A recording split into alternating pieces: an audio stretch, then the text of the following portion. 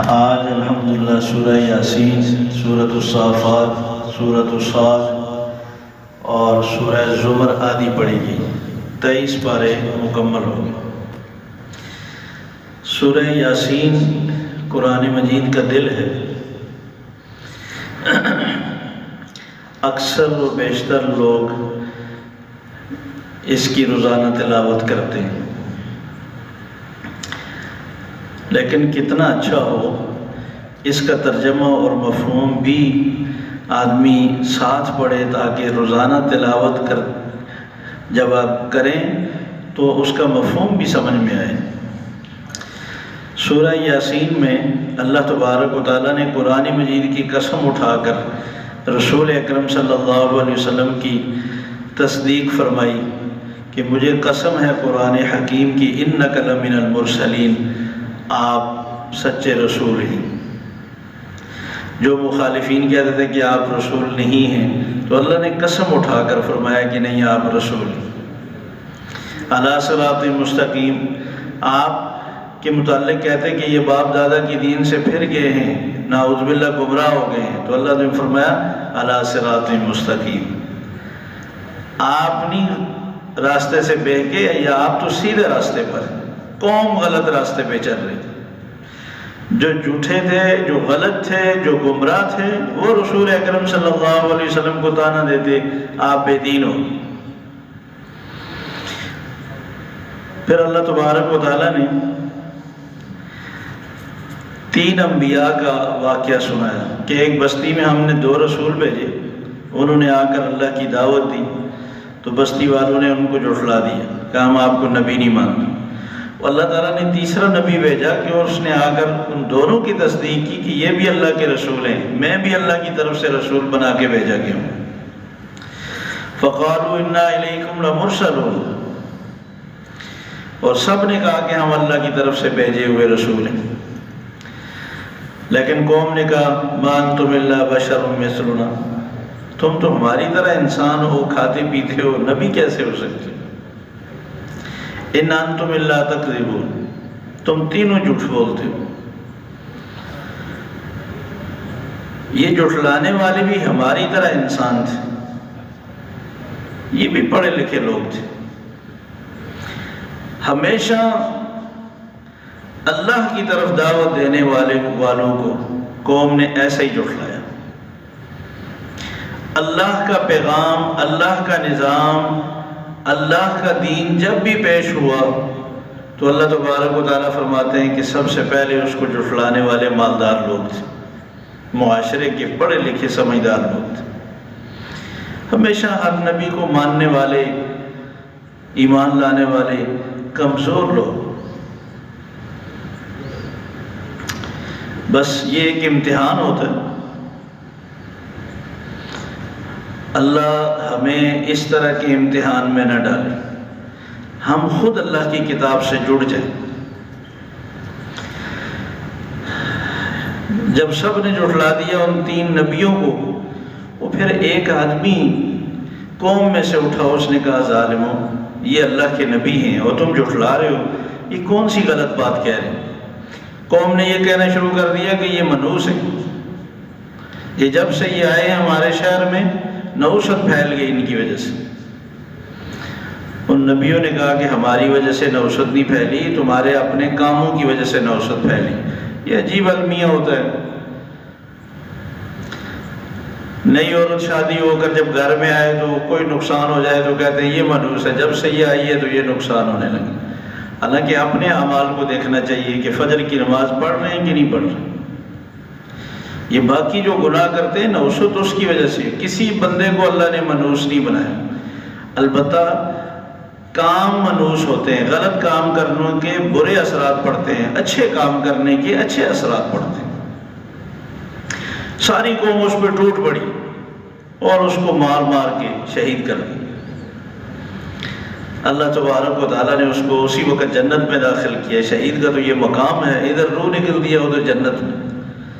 اس نے کہا کاش میری قوم کو پتہ چل جائے کہ اللہ نے مجھے کیا مقام دیا ہے اور میری کیا عزت اور حوصلہ افزائی کی۔ اس کی یہ دل میں سوچ تھی کہ اللہ نے اس کی یہ سوچ قیامت تک ساری امت کو پہنچا دی کہ اللہ کے راستے میں اللہ کی نبیوں کی حمایت کرنے پر، اللہ کے نظام، اللہ کے پیغام کی حمایت کرنے پر اللہ تبارک و تعالیٰ کتنا بڑا مقام عطا فرماتا۔ اور جب اس کو شہید کیا قوم نے تو پھر اللہ تبارک و تعالیٰ کا غصہ سخت ہوا اور فرمایا کہ پھر ہم نے اس قوم کو، ساری قوم کو ہلاک کر دیا۔ اور قوم کو بھی ہلاک، کوئی آسمان سے فرشتے نہیں بھیجے کہ آ کر سب سے لڑیں، ایک چیخ ماری فرشتے نے، ساری قوم اوندے منہ زمین پر گری اور ختم ہو۔ یا حسرۃ علی العباد ما یاتیہم من رسول اللہ کانوا بہ یستہزئون۔ مفسرین نے لکھا ہے کہ یہ ان انبیاء نے افسوس اور حسرت کیا کہ ہم انہیں سمجھا رہے تھے مگر یہ مانے نہیں۔ افسوس ہے ان بندوں پر، جب بھی اللہ نے کبھی نبی بھیجے قوم نے ان کا مذاق ہی اڑایا۔ پھر اللہ تبارک و تعالیٰ نے عقلی 4 دلیلیں پیش کی، فرمایا کہ اولم یروا انا اہلکناہم، کیا لوگوں نے یہ غور نہیں کیا کہ ہم نے پہلے کتنی ایسے نافرمان قوموں کو ہلاک اور برباد کر دیا، آج تک ان کا کوئی واپس نہیں آ سکتا، صرف اس بات پر کہ انہوں نے اللہ کے پیغام کو جھٹلایا، اللہ کے نبی کو جھٹلایا، ہم نے ہلاک کر دی ان کو۔ اور دوسری فرمایا وَآیَةٌ لَهُمُ الْأَرْضُ الْمَيْتَةُ وَأَحْيَيْنَاهَا، دیکھتے نہیں ہو کیسے مردہ بنجر زمین پر ہم بارش برسا کر اس کو زرخیز کرتے ہیں، اس سے غلے اگاتے ہیں، اس سے کیسے کیسے باغات اگاتے ہیں، تم اس کو کھاتے ہو، اور یہ اللہ کے علاوہ کوئی ایسا کر سکتے؟ اس رب کو کیوں نہیں پہچانتے؟ اور پھر فرمایا کہ وَآیَةٌ لَهُمُ اللَّيْلُ نَسْلَخُ مِنُ النَّهَارِ فَإِذَا هُمْ مُظْلِمُونَ، یہ نظام شمسی پہ غور کیوں نہیں کرتے؟ کتنی روشنی ہوتی ہے، ہم روشنی کو بالکل کھینچ لیتے ہیں اور سب اندھیرا تاریکی کر دیتے ہیں، اور سورج کیسا چل رہا ہے اپنے مدار پہ، چاند کیسا چل رہا ہے، ستاروں کو دیکھو، کوئی نظام میں گڑبڑ نہیں ہے، یہ ایک اللہ ہی تو ہے جس نے ان کی راستے مقرر کیے ہیں۔ کل فی فلک یسبحون، ہر ایک اپنے اپنے راستے پہ چل رہا ہے۔ اس نظام شمسی کو چلانے والا بھی تو کوئی رب ہے نا، اس کو کیوں نہیں مانتے، کیوں نہیں تسلیم کرتے؟ اور پھر اس کے بعد فرمایا کہ وَآیَةٌ لَهُمْ أَنَّا حَمَلْنَا ذُرِّيَّتَهُمْ فِي الْفُلْكِ الْمَشْحُونِ، سمندر میں دیکھو کتنی بڑی بڑی کشتیاں اور باہری جہاز اللہ نے چلائے ہیں اور تمہارے لیے روزی کا انتظام کیا ہے، تمہیں ڈوبنے سے اللہ تبارک و تعالیٰ بچاتے ہیں، حفاظت کرتے ہیں، اگر تمہیں ڈبو دیں تو تمہیں کون بچائے گا؟ پھر شکوہ کیا کہ وَإِذَا قِيلَ لَهُمْ أَنفِقُوا مِمَّا رَزَقَكُمُ اللَّهُ، جب انہیں کہا جاتا ہے کہ اللہ کے دیے ہوئے مال میں سے خرچ کرو تو کہتے ہیں أَنُطْعِمُ مَن لَّمْ يَشَاءِ اللَّهُ وَأَطْعِمُهُ، جن کو اللہ نہیں دینا چاہتے ہم ان کو کیوں دیں؟ اگر اللہ تبارک و تعالیٰ چاہتے ہیں تو ان کو مالدار بناتے ہیں، اللہ نے ان کو غریب رکھا ہے، یہ اللہ کی چاہت ہی یہی ہے، اور ہم کیوں ان کو دیں؟ یہ اللہ تبارک و تعالیٰ نے ایک شکوہ کی ہے، کیسی بات کرتے؟ اللہ نے ہمیں دے کر حکم دیا کہ ان پہ خرچ کرو، اللہ کی چاہت یہ ہے۔ اور فرمایا کہ ان کانت الا صیحۃ واحدۃ فاذا هم جمیع لدینا محضرون، دنیا کے عذاب سے ڈرایا کہ جب بھی کسی قوم کو اللہ تعالیٰ نے ہلاک کیا نا تو ایک چیخ کافی ہوتی ہے سب کے لیے۔ ان اصحاب الجنۃ اليوم فی شغل فاکہون، نیک لوگوں کو خوشخبری سنائی ہے کہ جنت میں ہوں گے، میوے کھا رہے ہوں گے، نہریں بہہ رہی ہوں گی، اور اللہ تبارک و تعالیٰ کی طرف سے ایسے لوگوں کو سلام کیا جائے گا، کیسے خوش نصیب لوگ ہوں گے۔ اور پھر برے لوگوں کو ڈرایا آخرت سے، وَامْتَازُوا الْيَوْمَ أَيُّهَا الْمُجْرِمُونَ لَمْ أَعْهَدْ إِلَيْكُمْ، کہ اللہ تبارک و تعالیٰ انتہائی غصے میں فرمائیں گے کہ تم لوگ الگ ہو جاؤ، اور پھر ڈانٹیں گے کہ میں نے تمہیں منع نہیں کیا تھا کہ شیطان کی بات نہیں ماننا، یہ تمہارا دشمن ہے، اس نے بہتوں کو گمراہ کیا۔ پھر اللہ تبارک و تعالیٰ نے دنیا کے عذاب سے ڈرایا، فرمایا دیکھو اگر میں چاہوں تو گناہ کی حالت میں تمہاری شکلیں بگاڑ کے رکھ دوں، تمہیں اندھا کر دوں، وَلَوْ نَشَاءُ لَطَمَسْنَا عَلَىٰ أَعْيُنِهِمْ فَاسْتَبَقُوا الصِّرَاطَ فَأَنَّىٰ يُبْصِرُونَ۔ تمہیں آگے پیچھے جانے کا راستہ ہی نہ ملے، کچھ نظر ہی نہ آئے۔ یہ تو اللہ کی دین ہے کہ نافرمانی ہوتے ہوئے بھی وہ ہماری صلاحیتوں کو ہم سے نہیں چھینتا۔ اور پھر فرمایا کہ دیکھو میں نے تمہارے لیے غور کرو کیسے کیسے جانور چھپائے پیدا کیے، تم گوشت بھی کھاتے ہو، سواریاں بھی کرتے ہو، اور تم دودھ بھی پیتے ہو، جانوروں سے اور بھی تمہارے کتنے فائدے۔ اولم یر الانسان انا خلقناه من نطفۃ فاذا هو خصیم مبین۔ پھر شکوہ کیا کہ یہ انسان کیسا جھگڑالو ہے۔ ایک بوسیدہ ہڈی ایک کافر اٹھا کر لایا، رسول اکرم صلی اللہ علیہ وسلم سے کہنے لگا من یحیی العظام وہی رمیم، ایسی بوسیدہ ہڈیوں کو کون زندہ کر سکتا ہے، کیسی باتیں کرتے ہیں، یہ ہڈیاں دوبارہ اٹھیں گی، ان سے حساب ہوگا۔ تو جواب میں اللہ تبارک و تعالیٰ نے فرمایا قل یحییھا الذی انشأھا اول مرہ وہو بکل خلق علیم۔ ان سے کہو جس رب نے ان ہڈیوں کو پانی کے قطرے سے پہلی دفعہ بنایا ہے اس کے لیے کوئی مشکل نہیں ہے دوبارہ بنانا بھی، وہ بہت اچھا جانتا ہے بنانا۔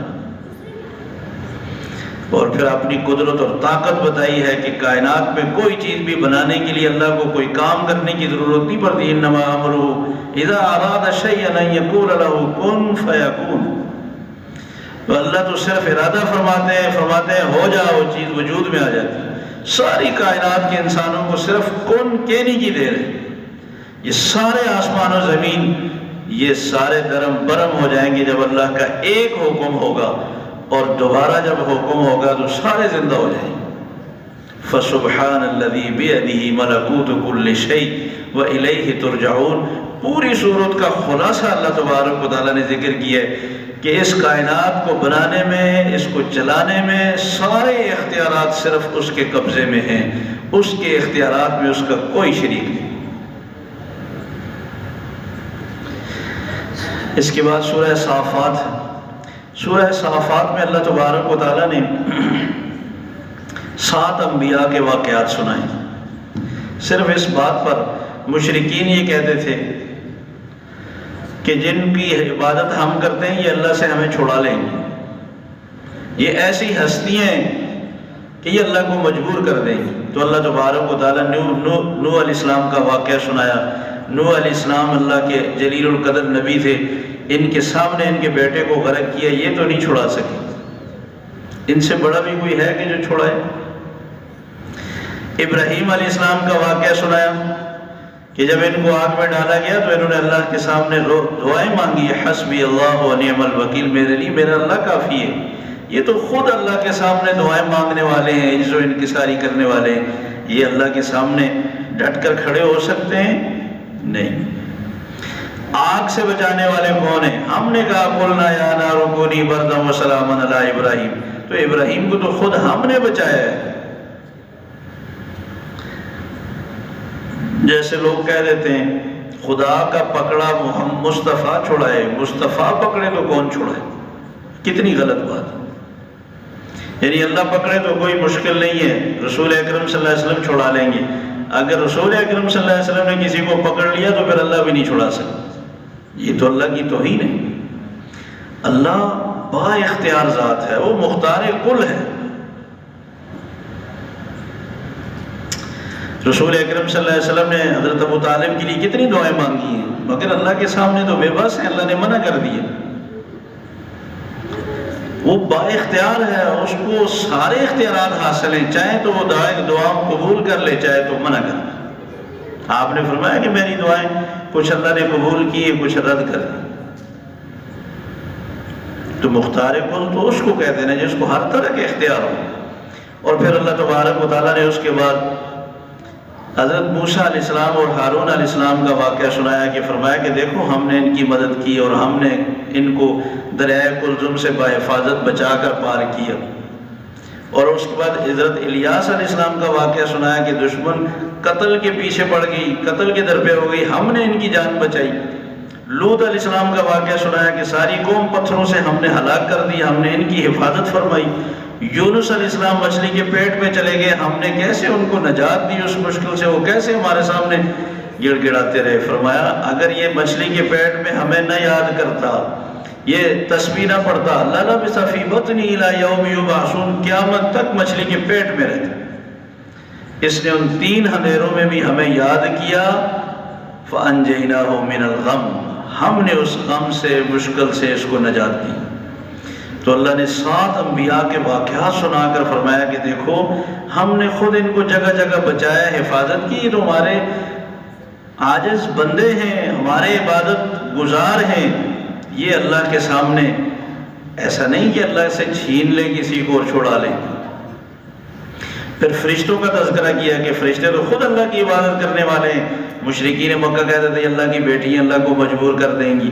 نعوذ باللہ پھر کہتے تھے فرشتے اللہ کی بیٹی ہیں. جنات کی جو شہزادیاں ہیں وہ اللہ کی نعوذ باللہ بیوی ہیں، ان سے یہ فرشتے پیدا ہو. فرمایا کہ کیسی تم نے جنات کے ساتھ نسبت کر دی، حالانکہ جنات تو خود اللہ کے سامنے پیش کیے جائیں گے، ان سے بھی حساب ہوگا. جو ان میں غلط ہوں گے ان کو جہنم میں ڈالا جائے گا. سورت کا خلاصہ اللہ تبارک و تعالیٰ نے آخری آیت میں ذکر کیا، سبحان ربک رب العزت عما یصفون. وہ رب کی ذات ہر طرح کے شریکوں سے پاک ہے، تم جو شرک کر رہے ہو اس سے وہ بہت بلند و بالا ہے. وسلام علی المرسلین، یہ سارے رسولوں پر اس کی طرف سے سلامتی ہوتی ہے. والحمدللہ رب العالمین، کارساز ہونے کی جتنی خوبیاں اور صفات ہیں وہ سب اللہ میں پائی جاتی ہیں، اللہ کے علاوہ کسی میں نہیں پائی جاتی. اس کے بعد سورہ صاد ہے. سورہ صاد میں مکہ والے، مکی صورتیں جتنی ہوتی ہیں ان کے تمام تقریباً سب کے مضامین ایک جیسے ہوتے ہیں. چونکہ مکہ میں شرک تھا تو شرک ہی کے متعلق سمجھایا گیا.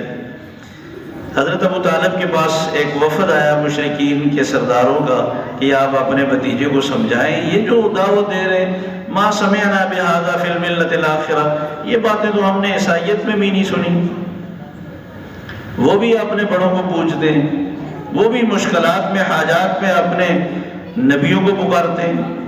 یہودیت میں بھی ایسے ہی ہے، وہ اپنے نبیوں کو پکارتے ہیں. وہ یہ کہتے ہیں ایک اللہ کو پکارو، اجعل الآلہۃ الہا واحدا ان ھذا لشیء عجاب. یہ ایک عجیب بات ہے کہ سارے کام ایک اللہ کرتا ہے.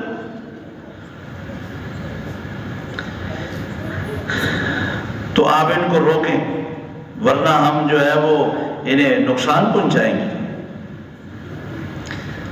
حضرت ابو طالب نے رسول اکرم صلی اللہ علیہ وسلم سے کہا کہ بھتیجا، بیٹا آپ کچھ نرمی کرو، یہ قوم آپ کی شکایت لے کر ہے. آپ صلی اللہ علیہ وسلم نے اس موقع پر فرمایا کہ، اور انہوں نے کہا کہ دیکھیں اگر ان کو دولت چاہیے تو ہم دینے کے لیے تیار ہیں، شادی کرنی ہے کسی قبیلے کی عورت سے تو ہم کرانے کے لیے تیار ہیں، حکومت چاہیے تو ہم ان کو حکومت دیتے ہیں، لیکن یہ کام چھوڑ دیں یہ جس سے یہ منع کرتے ہیں. رسول اکرم صلی اللہ علیہ وسلم نے فرمایا نہ مجھے دولت چاہیے، نہ مجھے شادی اس طرح کی کوئی چاہیے، اور نہ مجھے حکومت چاہیے. میرے ایک ہاتھ پہ چاند اور دوسرے پہ سورج رکھ دیں، مجھے تب بھی جو اللہ کا حکم ہے میں نے اسی پہ عمل کرنا ہے، مجھے اس طرح کی لالچ نہ دیں. اور چچا سے کہنے لگے آج آپ بھی ہمت ہار گئے. مکہ والے کہنے لگے امش، چلو یہ تو بات سننے کے لیے تیار نہیں ہے تو پھر ہم اپنی طاقت آزمائیں گے. مگر کیا طاقت آزمائیں گے جس کی حفاظت اللہ تبارک و تعالیٰ کریں، دنیا کی ساری طاقتیں مل کر بھی اس کا کچھ نہیں بگاڑ سکتی. ساری دنیا کا کفر اکٹھا نہیں ہوا مسلمانوں کو ختم کرنے کے لیے، کیا کر لیا انہوں نے؟ ذلت اور رسوائی کا سامنا ہوا ہے. یہ کس نے شکست دی ہے؟ یہ اللہ نے شکست دی ہے. صرف مسلمانوں کو اللہ کی ذات پر یقین ہونا چاہیے. مسلمان خود اسلام پہ قائم ہو، اللہ تبارک و تعالیٰ کی مدد ہمیشہ ساتھ رہتی. کفر میں اتنی طاقت ہے جتنی ہم نے دیکھ لی.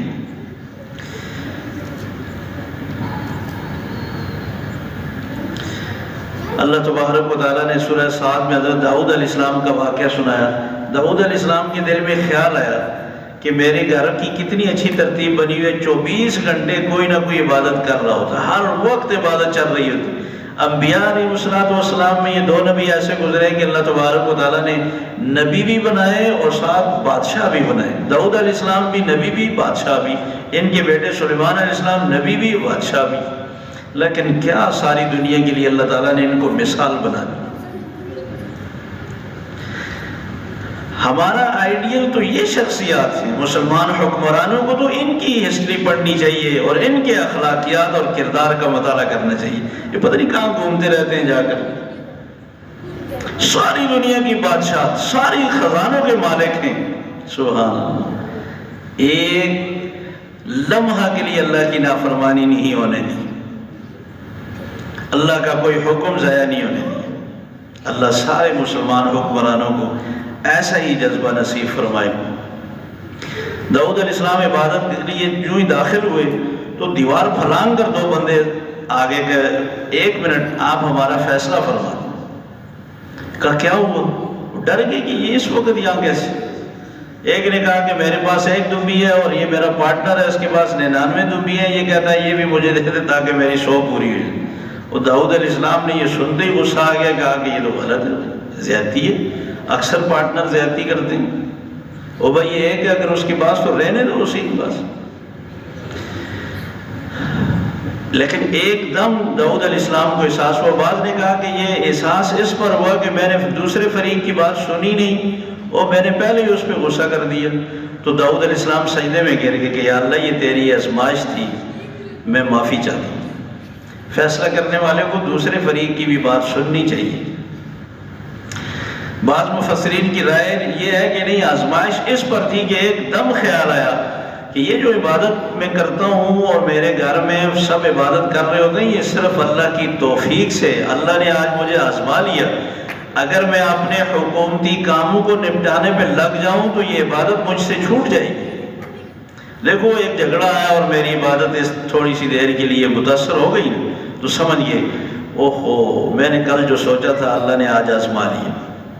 تو بعض نے لکھا ہے کہ یہ 2 انسانی فرشتے تھے، انسانی صورت میں آئے تھے داؤد علیہ السلام کو اس بات پہ توجہ دلانے کے لیے کہ دیکھیں یہ ہمارا فضل اور احسان ہے کہ آپ کو عبادت کے لیے ہم فارغ کرتے ہیں، توفیق دیتے ہیں.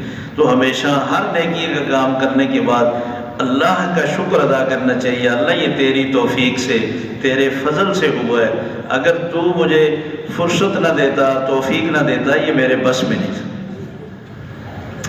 سلیمان علیہ السلام نے یہ عزم کیا تھا کہ اگر میرے 100 بیویاں ہیں، سب کے یہاں بچہ پیدا ہوا تو میں اللہ کے راستے میں بھیجوں گا، یہ دین پر قربان ہوں گے، یہ شہید ہوں گے. میں کل قیامت کے دن اللہ کے سامنے فخر کروں گا کہ 100 شہیدوں کا باپ ہوں. لیکن وہ انشاءاللہ کہنا بھول گئے. سال کے بعد ایک بچہ ہوا، وہ بھی ادھورا، باقی کسی کے یہاں کسی بیوی کے یہاں کوئی بچہ نہیں.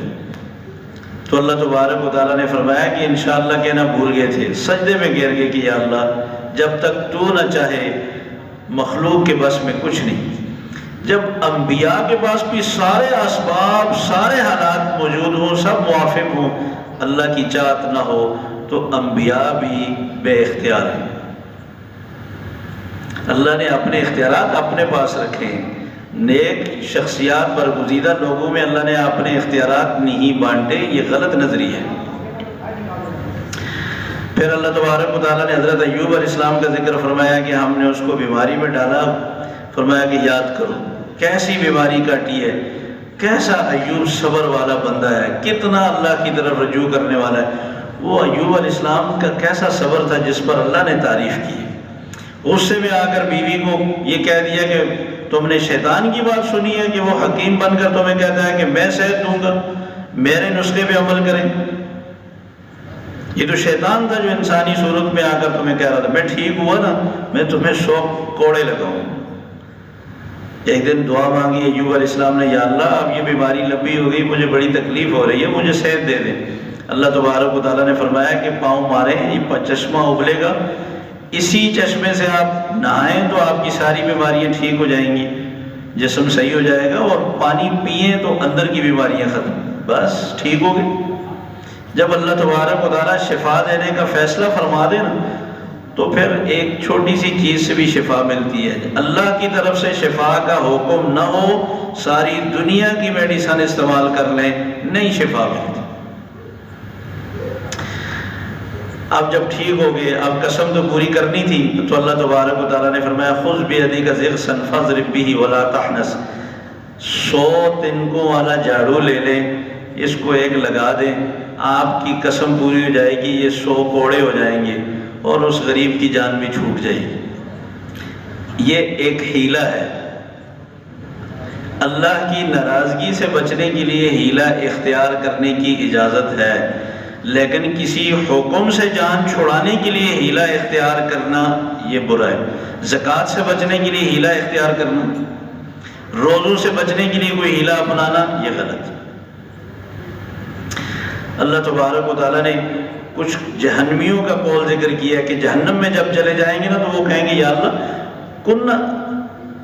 کچھ لوگ دنیا میں ایسے تھے جن کو ہم دہشت گرد سمجھتے تھے، ہمارے معاشرے میں لوگ ان کو برا سمجھتے تھے، لیکن ہمیں نظر نہیں آ رہے جہنم میں. اتخذناہم سخریا، کیا ہم نے ان کو مذاق بنایا ہوا تھا یا ہیں ادھر ہی کہیں جہنم میں لیکن ہمیں نظر نہیں آ رہے؟ ان سے کہا جائے گا نہیں، تم خود برے تھے تو تم اچھوں کو برا سمجھ رہے تھے، تم اکیلے ہی ہو جہنم میں، وہ جنت میں. تو اس کا مطلب یہ ہوا کہ ہم ایسے ہی نہیں اپنی طرف سے فیصلہ کر لیں کہ یہ دقیانوس ہے، یہ غلط ہے، یہ ایسا ہے. ہم قرآن مجید کو دیکھیں کہ قرآن مجید کے مطابق وہ ٹھیک ہے یا ہم ٹھیک ہیں. قرآن مجید جس کی تائید کرے، رسول اکرم صلی اللہ علیہ وسلم کی نصیحت فرامین جس کے موافق ہوں وہ صحیح ہے، جو اس کے خلاف ہو وہ غلط ہے. اللہ تعالی ہمیں صحیح سمجھنے کی عمل کی توفیق نصیب فرمائے. ربنا آتنا فی الدنیا حسنۃ وفی الآخرۃ حسنۃ وقنا عذاب النار. یا اللہ ہمارے